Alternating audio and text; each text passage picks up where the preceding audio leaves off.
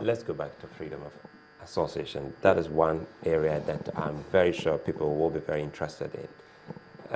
Marco has just reminded us, because we know they have people in charge of the secretariat, and they have an office.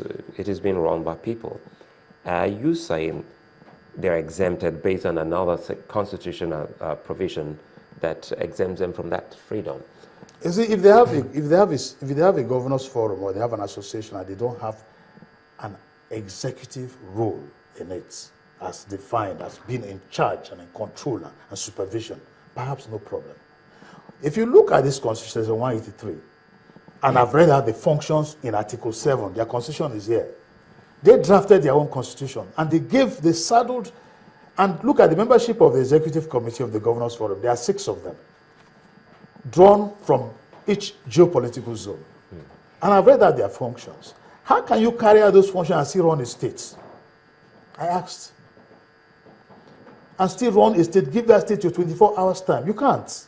It's not possible. So how do we define an executive secretary? Maybe governor in the state of A, and I'm a member there. I'm not even the chairman of the forum, but I'm a member. Because if we go back to 183, and it's saying during this period when he holds, the governor shall not during the period when he holds office, hold any other executive office. Yes. So if I'm just a member of the governor's forum, or paid employment, and I'm not being paid as they are not being paid there. That one is not applicable here. What's applicable here? Yes, so. Executive committee.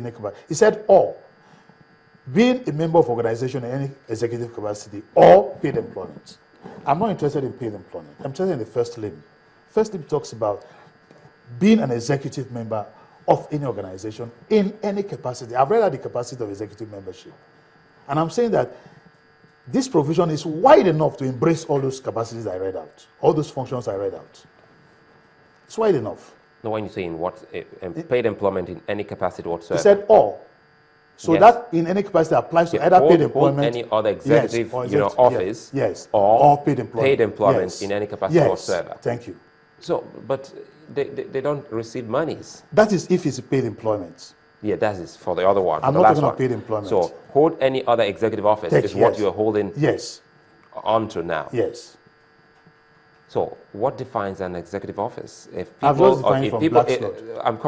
of like minds come together to say, let's always compare notes. Yes. That's the word there. Yes. Let's compare notes and see how we can help each other to be better in what we do. So does that make it an executive office? If you can do that, so long as you are not in the executive position to supervise and control that enterprise. So long as it's a human enterprise and it has an organ and it's a purely private organization and you are a governor cannot belong to any other association where he's an executive member because he has 4 years to run his state. For those 4 years, his attention must be buried in that state. But they do this. Men have a secretariat that runs their affairs. They do not run it. They just sit as long as they compare notes. It will help us. So like maybe this. we should. It will help us like this. If we agree that the Governors Forum has been registered and it's purely a private association, that will help us. You are now running 2 associations. Like, let's say you are an executive member of the Governors Forum and you're also the executive governor of your state. You're running 2 associations. One is private. No matter what their intention is, no matter how good you look at it, it's a registered organization in the CSC under Part C. No matter how lofty the goals are, no matter how beautiful of the things they want to do, it's a private organization registered under Part C. Very, very private. And not a profit-making organization? Well, no, you don't have to be big to run a business. You don't have to be profit-making. Because that Part C, they're also business. They are called business organizations under Part C. Okay. They run business. They have their business articles. What they do is for profit, non-profit. It doesn't matter. The point is that you don't share your time in the executive capacity once you're a governor. You don't share that time. The problem now is this. I know that Niels already asked you that question as to whether this, constitution prescribed that. This is not the only reason we are. There are 1 or 2 other reasons. I don't know how much time I have. I'd want to point out 1 or 2, then you can now ask me questions. Maybe you can quickly do that because Let me quickly we don't have enough time. We don't have enough time. Another major important reason is this. How did they spend, where did they get the money to run their secretariat? It's public funding. It's not from their pockets. That's also debatable because there's no place you can actually hold on to and say these monies were disbursed from this ministry or X, Y, and Z. What if it's funded from their pockets? Okay, I will answer that question. Again, their constitution will survey Article 13 of their constitution, 13.1. The whole states are made members, financial members of executive governor, Nigerian Governors Forum. How about that? Article 13.1 says they get their money from state members. Not just states, not contributions. So not donations, contributions. Members, state members. Let me read it. Maybe that will help us. 13.1.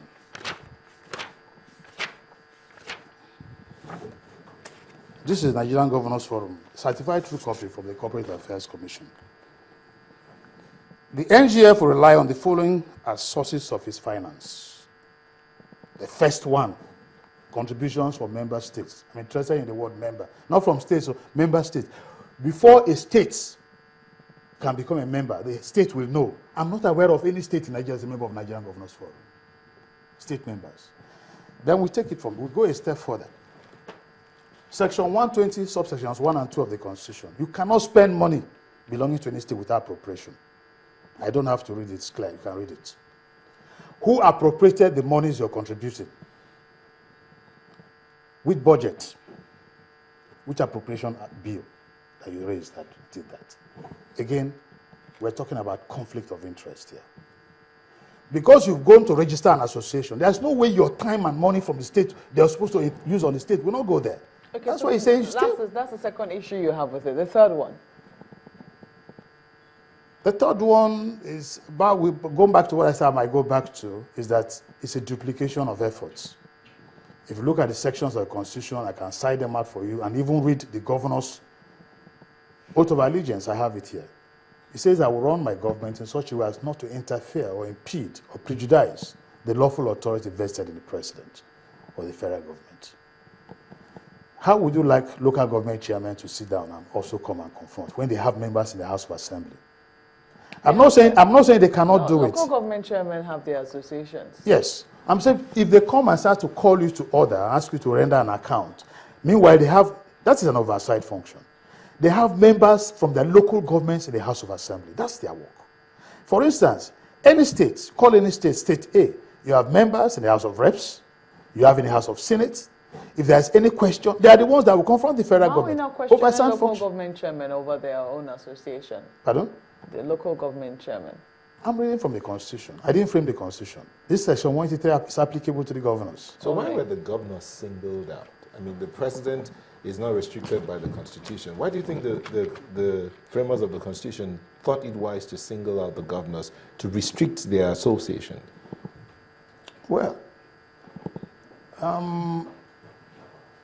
I have not searched the Constitution to know if there's a similar provision for the president, I must confess.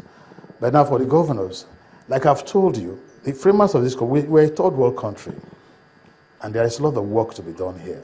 So many states cannot pay salaries, as we speak now. Nothing is happening. They can't pay salaries, no jobs and all that. You dig in, you dig deep, you work. This is time for you to sit down.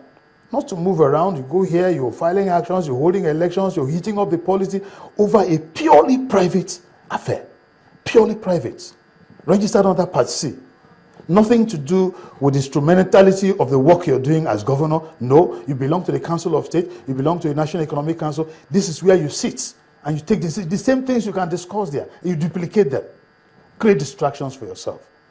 I don't know. I believe that once a man is distracted, it affects his quality of work. And this Constitution is a beautiful provision, if you ask me, to make sure that for the 4 years you're there, even though we all have freedom of association, once you become a governor, you are subject to Section 183. I did not create that section.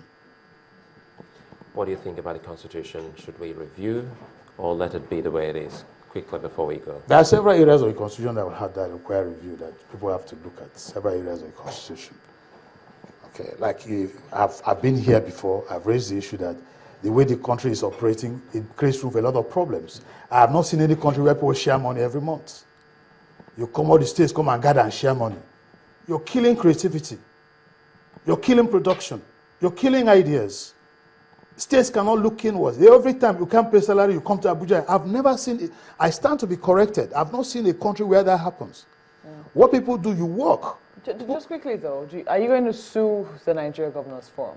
Am I what? Are you going to sue them? I don't want to talk about that. We're already in court over this. We've made our research. We have filed an action at the Federal High Court in Abuja. I don't want to say I'm talking something sub judice, so I'll leave that out. I don't want to go into that. But there's an action going on to challenge this thing. We all have this country. We all own this country. We have to make sure that things are done properly. You can't be in office. Nothing is happening. People are suffering, no jobs, nothing. And then you're taking money. I'll conclude by saying this is a moral burden for the incoming president. He wants to fight corruption, and Nigerians want him to do that. But he cannot do that when Article 13.1 of the Governors Forum is taking money without appropriation off the coffers of governance. He cannot do that. The way he goes about it, I want to appeal to him to stop them. He has to stop them. If he does, it's a moral burden, a question mark on his integrity as somebody who wants to fight corruption. These governors are taking money from the coffers of their state, no appropriation, against Section 120, subsections 1 and 2 of the Constitution, that you can't spend government money without appropriation. The monies they're using on Governors Forum, we don't know how much, who appropriated it, for what purpose, no accounts are kept. We need to see that day. So to answer your question, yes, the matter is in court already, but I don't want to go into that. Let's just discuss about the Governors Forum as it is. Idayopi, would like to thank you for coming on Sunrise Daily. Thank you very much for having me. One time for us to look at the headlines. Excuse me. Again, Emana is standing by to give us a look at that. And when we come back, well, more on some other issues. Don't forget, we were on the last matter this week. The registrar will join us to talk about their own version and the outcome of the meeting which they held. Emana.